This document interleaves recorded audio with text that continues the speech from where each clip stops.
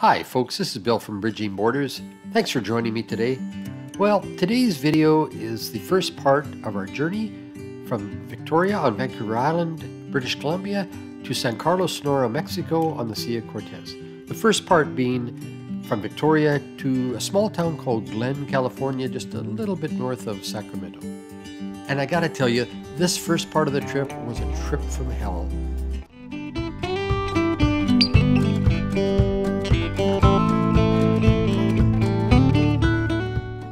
It was a damp and chilly day when we left our home in Sydney in November to drive approximately 30 minutes into downtown Victoria, where we had a ferry reservation to take the ferry from Victoria to Port Angeles in Washington State the next day. As we drove into Victoria, Michaela was behind me in our tow car Lola. Our plan was to meet up at the ferry terminal where we could stay the night. It's a fantastic arrangement when you arrive after 4 p.m., after the last ferry has left for the day. They allow you to stay on the waterfront, on the dock, to be first in line for the ferry in the morning. So you get a free night stay in downtown Victoria Harbor. It's a great arrangement. I guess I was a little bit early because as I approached the ferry terminal parking lot, the employee waved me off, telling me I couldn't go in yet. So I was left to driving around the inner harbor of Victoria, which is pretty congested, and find a place to park. And as I did that, I noticed so many other RVs parking in the same way. And it was because this was really the first day that the border had opened in a year and a half, 19 months actually. So everybody wanted to get south. So you had all these RVs packed into the streets around the ferry terminal waiting for approval to go into the parking lot. And within about 30 minutes, we were allowed inside the ferry terminal. We were finally there. How you doing? Very well, thank you. Alright, so you tell me what the car that's in front. The little white one. And I'll give her the slip so that I can After a really wet and windy night on the dock, it was just miserable. We boarded the morning ferry to Port Angeles, going from Canada to the USA. The Coho ferry is quite an old ship. It was built in 1959 in Seattle, owned by Black Ball Ferries. It's really well maintained by them. But it's a grand old ship. But as you can see from the inside, it's pretty tight. The lanes are pretty narrow. One thing I've learned about bringing an RV onto a ferry, that this is the one time when you really need to give control of your RV over to the person who's guiding you onto the ferry. Don't think that you know best what to do, and don't watch your mirrors too much, even though I know that's really hard not to do because we're so used to using our mirrors. You gotta keep your eye focused on the person who's guiding you. If something goes wrong, it's their fault. But if you misjudge and do something on your own, it's not good. And you can see from the look on this guy's eyes and his hand motion, he kind of ticked at me at one point because I was worried about hitting something, and anyway, I took my eyes off him. Oh. Okay. That way.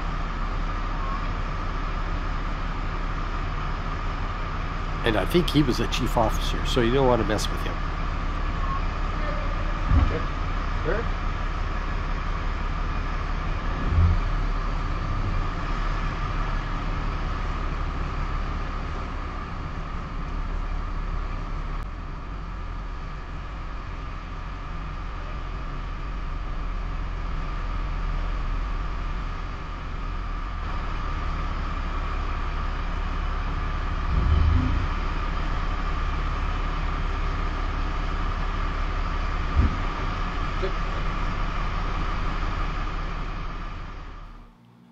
Victoria Harbor can be absolutely beautiful, but on this day in November, no, it was bleak. It was chilly. It had been really wet the night before. There was a bit of a break between storm surges. We just wanted to go south, find someplace nice and warm, and just warm up a bit. We were on our way to Mexico. Once on the USA side, Michaela and I went through the USA customs separately. Michaela and Lola, me and Monty, we just find it easier that way. We don't like to be hitched while on the ferry because there's always the risk that you may bottom out with your hitch because there can be quite a difference in the height as you come on or off the ferry. And if we had to back up, you saw what I had to do on the ferry. I had to reverse, and If I had Lola attached to me, I couldn't have done that. So we like to go separately, but we had agreed to meet up at a Safeway parking lot south of Port Angeles, where we bought some food, and we hitched up Lola in the pouring rain, and then we headed south to our overnight spot at the Eagle Tree RV Park in Poulsbo, Washington. Everybody okay in there? 2 cats.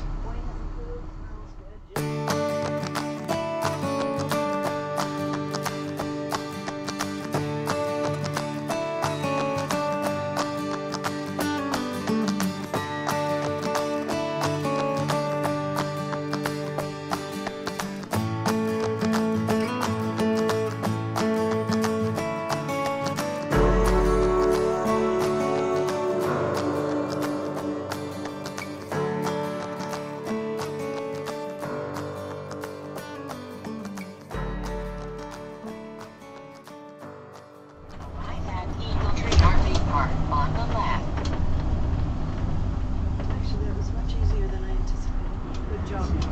Nobody coming, nobody coming. Nobody coming, nobody coming. Oh. Gypsy doodle there? Yeah.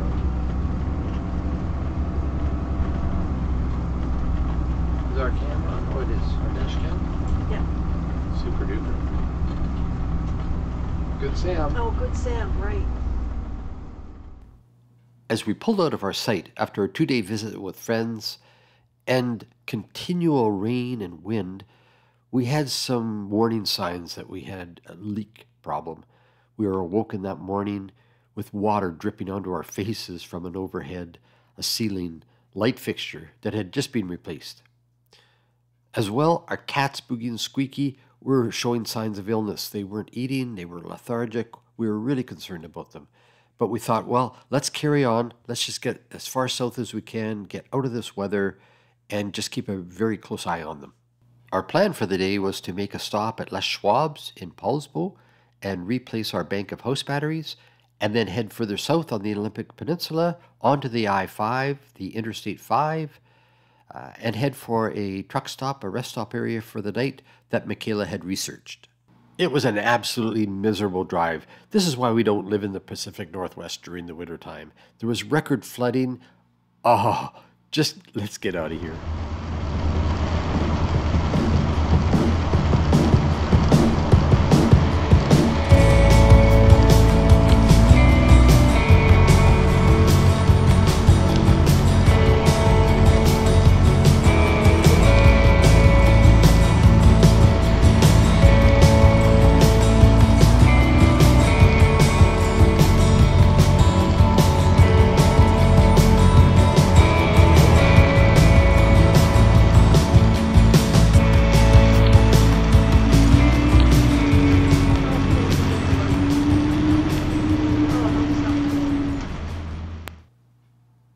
We were so thankful to finally reach the rest stop after an absolutely miserable day of driving. Trailers this way. Yeah, right there. That's just for trucks. Excellent. Thank the Lord, honey. Yeah, but where? It said Oh, trailer. there's a spot. Trailers. Where's that? That's the sign is what I meant to say. Trailers right where these trucks are. There's nobody in here. Oh, excellent. These are the spots. I think, yeah, right there. Oh my God, honey, praise the Lord. Just go, get in one, honey. You're going to bypass them. Which one do you want to go in? I don't care. Once we were settled, though, we realized that our rear bedroom, was completely soaked. The ceiling, the walls, the carpet around the bed, all wet. But more importantly, our cats were in distress. Squeaky and Boogie were still lethargic. They weren't eating, and Squeaky in particular could barely stand up. He was wobbly, unstable on his feet. We knew we had real problems. Okay, it was official. This was now a trip from hell. By first light, we were desperate to get help for Boogie and Squeaky. We phoned every vet we could find in the immediate area, and we luckily found a country vet who could take them immediately. So we got onto the I-5 as quickly as we could in search for the vet.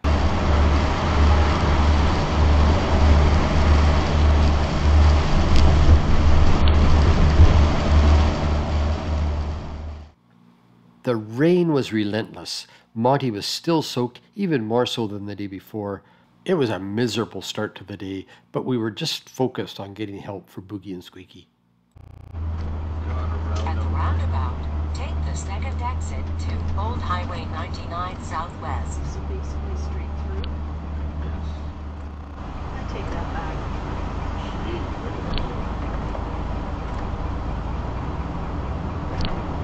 Holy.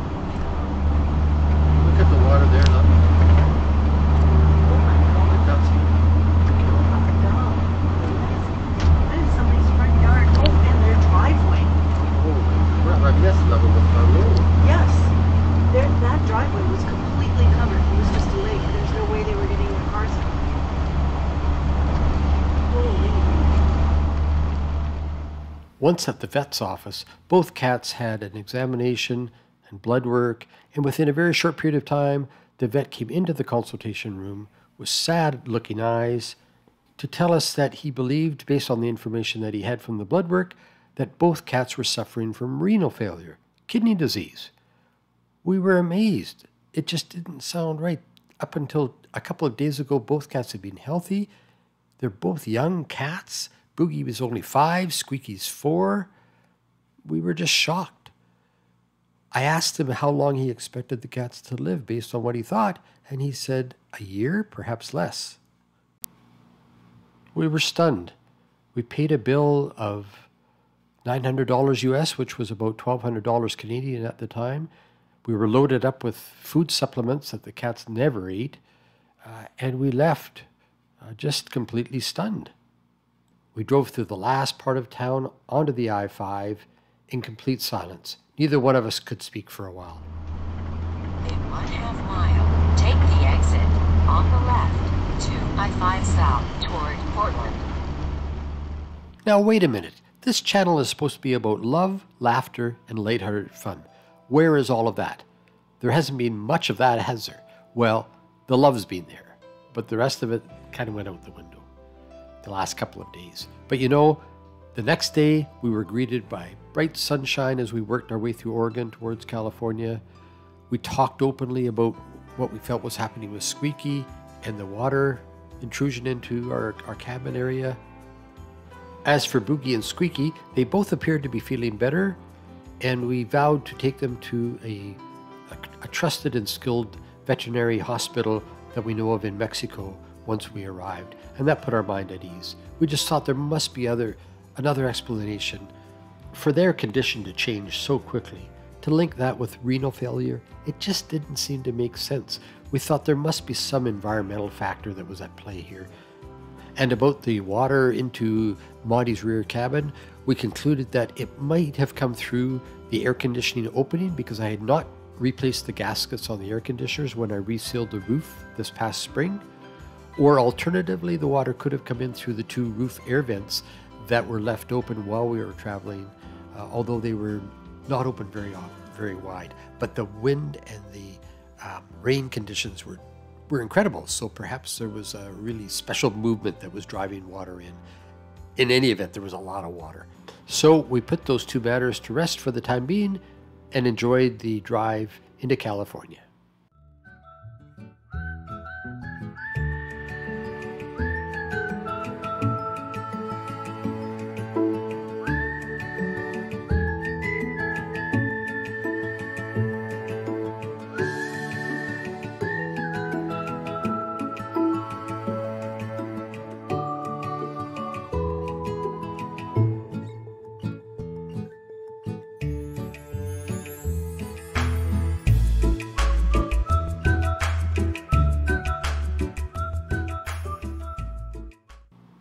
Our destination for the night was Weed, California. No, not what you're thinking. It's a very cool town with Mount Shasta as the backdrop.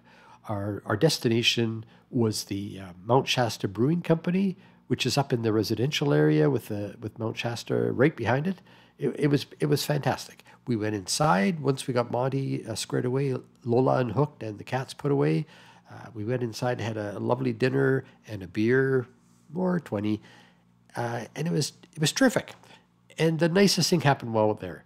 There was another RV couple in the same restaurant, As they got up, they looked back at us and they said, "Please, don't pay for your dinner. It's been looked after." I want to tell you a little bit more about that encounter, but let's leave that until we're back on the highway, on the I-5, heading south.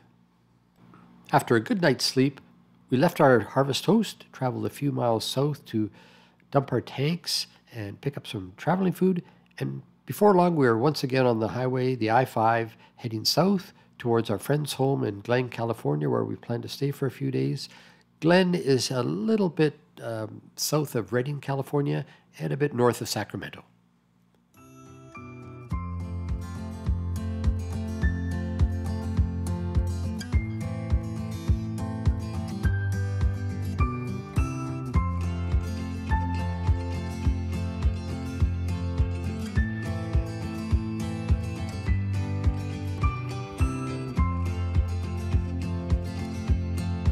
Okay, a little snippet, but a very important snippet about the encounter we had with fellow Harvest Host members in the Mount Shasta Brewing Company. As I mentioned, they very kindly bought our meal for us. We only had a short encounter with them. We were both having our meals. We talked a little bit about our pets. We shared with them our concern about Boogie and Squeaky and how we had taken them to a vet and how it was still a mystery as to what had happened. And we didn't have that much more of an encounter than that.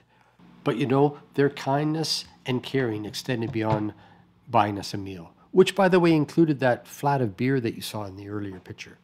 What they did do is they left us a note the morning that we left, opening up the possibility of carbon monoxide poisoning. As soon as we read their words, we thought, wow, we hadn't thought of that. We researched it, and to this day, we believe that that may have been what Boogie and Squeaky were suffering from. It all made sense.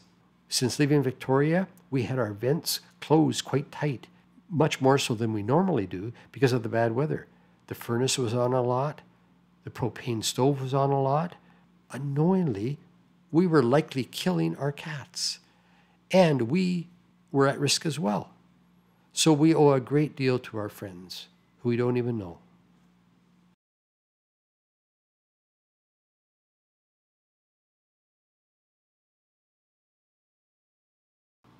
As for the carbon monoxide monitors, I checked them. They were both well out of date. Monty's an old coach, and these were old. The green light was on, indicating they had power, but that's no assurance that they're working. So we immediately replaced both the carbon monoxide and the propane monitors, hardwired them into Monty, and we're good to go for another 5 years. So the lesson in all of this, even if you think you're vented enough, you may not be. Please be careful. Oh, for heaven's sakes, let's get on with the happy part of this trip. Okay, we have our cats back and we have a theory about what may have happened to them. Maudie is drying out. We arrived safely in Glen, California at our friend's 33-acre walnut farm. We had a glorious couple of days drying out Maudie even more, drinking wine, talking about life. Our friends were just what we needed.